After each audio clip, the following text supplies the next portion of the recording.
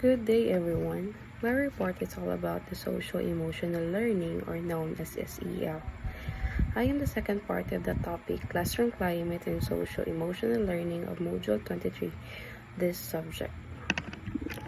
So, Socio-Emotional Learning is the process of developing the skills needed to understand and manage emotions, set goals, and build relationships. It involves acquiring knowledge, attitudes, and skills to manage emotion, make responsible decisions, and show empathy for others. SEL is not just about learning about emotions, it's about applying those skills to real life situations. So SEL focus the social and emotional development of the learner holistically. Based on the definition, it highlights the word understand, manage emotions, and responsible decision-making skills, meaning SEL is about learning to handle our own emotions and using it in reality and should influence how we make decisions. So in basic education in the Department of Education, we have a subject called the ESP, or the Edukasyon sa Pagpapakatao, or GMRC in the old curriculum. So it is a values education subject that focuses on the SEL, or the socio-emotional learning development of the learner. So in that subject, learners are being practiced with what good and accepted characters and attitudes in the society that will give the learner a better way of living in the future.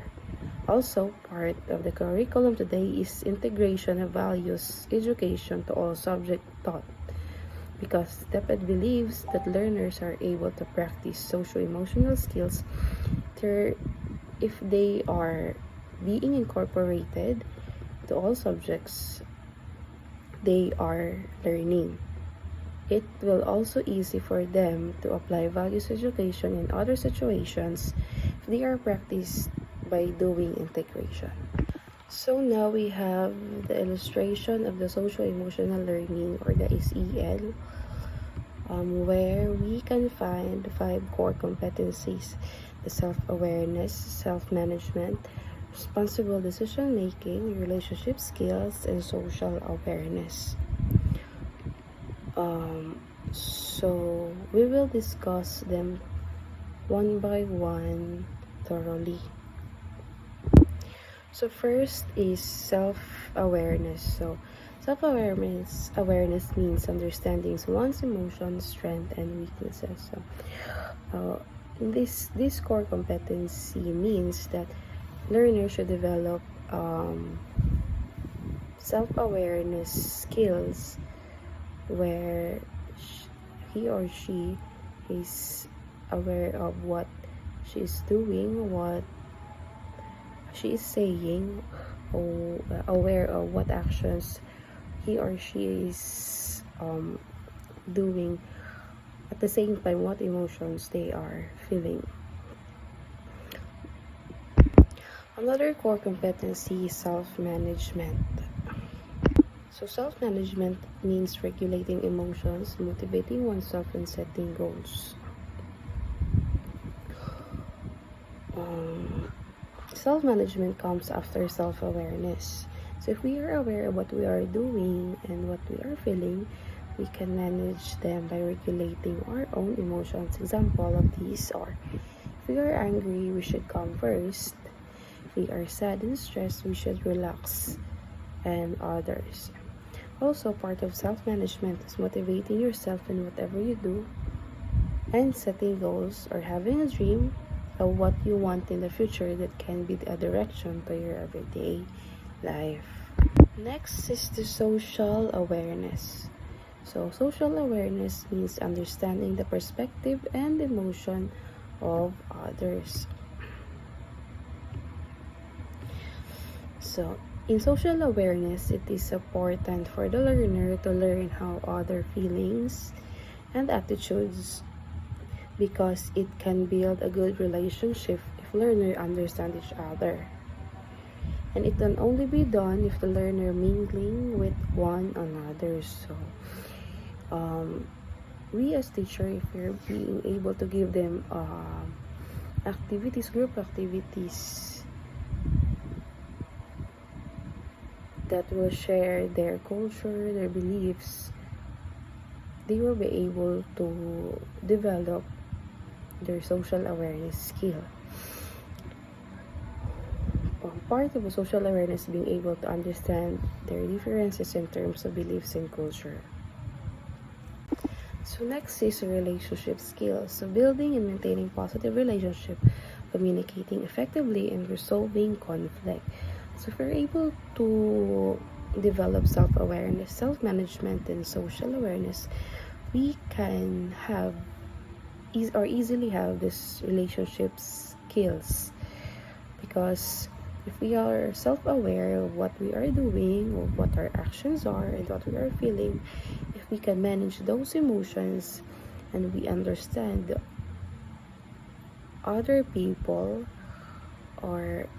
and we can communicate to them effectively and positively, it can be an assurance to have a good relationship or a positive relationship with other people. Then lastly, we have a responsible decision making. So making thoughtful choices that consider ethical standards and consequences. So we are able to develop all the first four competencies. I think it will be easy for us to develop responsible decision making. And with that skills, learners will be able to survive in society. They would belong wherever they are. So we all know that in the illustration again, we have 5 core competencies. Again, namely with self-awareness, self-management, social awareness, relationship skills, and responsible decision making. So part of the illustration is the home and community, school and classroom, since they are the primary source of developing the social emotional skills, where home and community in the outer part of the circle and can be observed through partnership, in school by doing school-wide policies and practices, and in classroom by applying the SEL curriculum and instructions.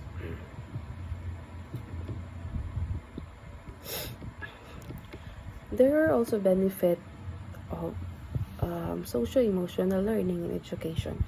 First is to improve academic performance. So students who develop strong SEL skills are better able to focus, manage stress, and learn effectively. Next is enhanced well-being. So SEL helps students manage emotions, cope with challenges, and build resilience. Another is stronger relationship. So SEL foster empathy, communication skills, and ability to build positive connection with peers and adults. Then, increased social responsibility. So SEL promotes ethical behavior, problem-solving skills, and sense of civic engagement. Then lastly, we have positive school climate. So SEL helps create a safe and supportive learning environment where all students feel valued and respected. So with this illustration, we can see the importance of the roles inside the family, community, and school to act as one to have achieved that holistic social-emotional skills development that every learner should learn and practice.